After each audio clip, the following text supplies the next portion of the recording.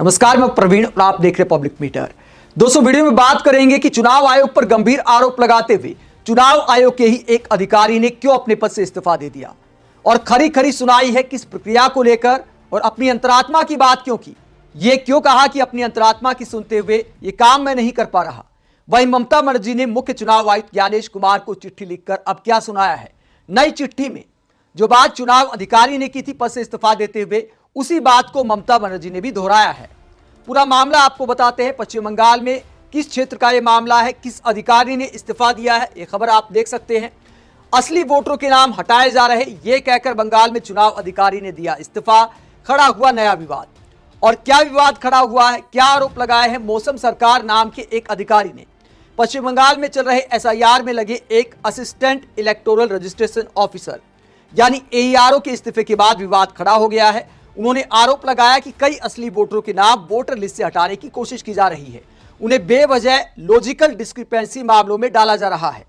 यह logical discrepancy आखिरकार है क्या, जिस पर बहुत सारे मतदाताओं की सुनवाई होनी है। क्या है लॉजिकल डिस्क्रिपेंसी? लॉजिकल डिस्क्रिपेंसी मामले उन वोटरों से जुड़े हैं जिनकी फैमिली ट्री मैपिंग के दौरान अजीब फैमिली डेटा पाया गया था।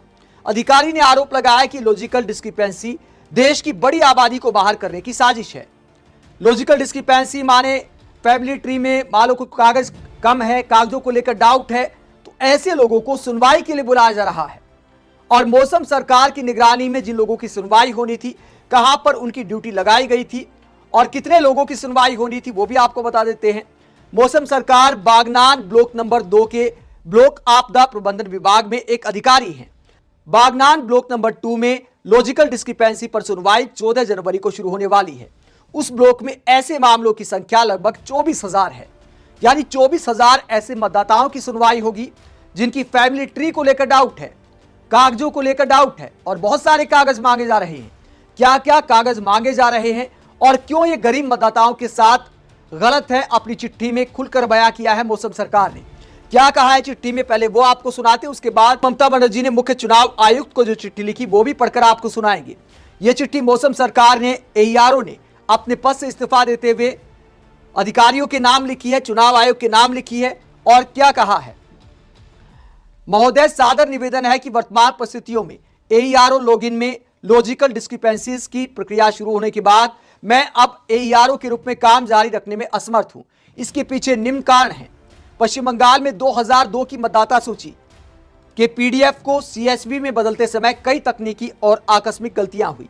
इसे खुद पश्चिम बंगाल के अतिरिक्त मुख्य निर्वाचन अधिकारी ने अपने पत्र में स्वीकार किया है।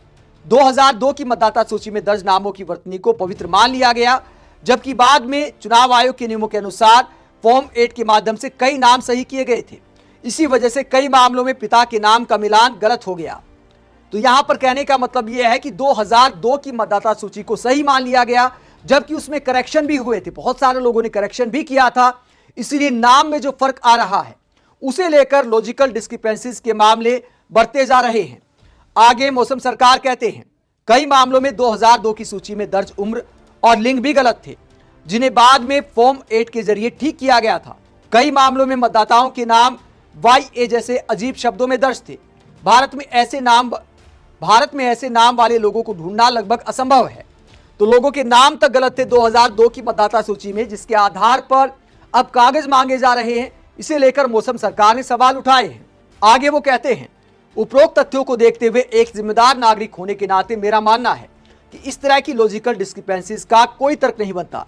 ये समाज के गरीब और हाशिए पर खड़े लोगों को मताधिकार से वंचित कराने की एक साजिश लगती है, क्योंकि उनके पास चुनाव आयोग द्वारा मांगे गए 12 दस्तावेज नहीं होते।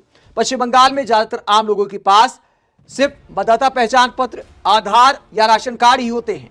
इसी कारण मैं एईआरओ पद से अपना इस्तीफा दे रहा हूं, ताकि मुझे यह संतोष रहे कि मैंने अपने देशवासियों और राष्ट्रीय चेतना के साथ विश्वासघात नहीं किया।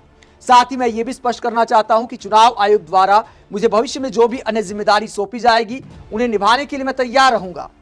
तो जो बहुत सारे कागज मांगे जा रहे हैं, जो सुनवाई होनी है 24,000 मतदाताओं की उनके क्षेत्र में, उसे लेकर असहज महसूस किया मौसम सरकार ने और इस्तीफा दे दिया। वाकई ये जनता के दर्द को दिखाता है। जो मुद्दा मौसम सरकार ने उठाया वही मुद्दा ममता बनर्जी ने भी उठाया है। ममता ने चुनाव आयोग के नाम चिट्ठी लिखते हुए मुख्य चुनाव आयुक्त ज्ञानेश कुमार के नाम चिट्ठी लिखते हुए क्या कहा? उन्होंने कहा कि यह बेहद शर्मनाक है कि नोबेल पुरस्कार विजेता प्रोफेसर अमर्त्य सेन जैसे 90 वर्षीय विश्व प्रसिद्ध बुद्धिजीवी को भी अपनी पहचान साबित करने के लिए चुनाव आयोग के सामने पेश होने को कहा गया। इसी तरह प्रसिद्ध कवि और पुरस्कार विजेता जोय गोस्वामी, लोकप्रिय अभिनेता और सांसद दीपक अधिकारी, अंतर्राष्ट्रीय क्रिकेटर मोहम्मद शमी और भारत सेवाश्रम संघ के महाराज को भी इस असंवेदनशील और अमानवीय प्रक्रिया से गुजरना पड़ा। क्या ये चुनाव आयोग की घोर मनमानी नहीं है? ये तो सिर्फ कुछ उदाहरण हैं, ऐसे और भी कई लोग हैं जिन्हें इस तरह परेशान किया गया। तो नामी लोगों को गिनाते हुए ममता बनर्जी सवाल उठती है कि क्या इन्हें भी अब अपनी नागरिकता साबित करनी पड़ेगी? नोबेल विजेता अमर्त्य सेन, मोहम्मद शमी जैसे क्रिकेटर को भी अपनी नागरिकता साबित करने के लिए बुलाया गया है पेशी पर। आगे ममता कहती हैं, इसके अलावा शादी के बाद जिन महिला मतदाताओं ने अपना उपनाम बदला है उन्हें भी पहचान साबित करने के लिए सुनवाई के लिए बुलाया जा रहा है। ये न सिर्फ सामाजिक संवेदनशीलता की पूरी कमी को दिखाता है बल्कि महिलाओं और सच्चे मतदाताओं का अपमान भी है। क्या कोई संवैधानिक संस्था देश की आधी आबादी के साथ ऐसा व्यवहार करती है? तो महिलाओं के नाम जो बदले गए हैं, शादी के बाद सरनेम जो बदल जाता है, उसे लेकर ममता सवाल उठा रही हैं।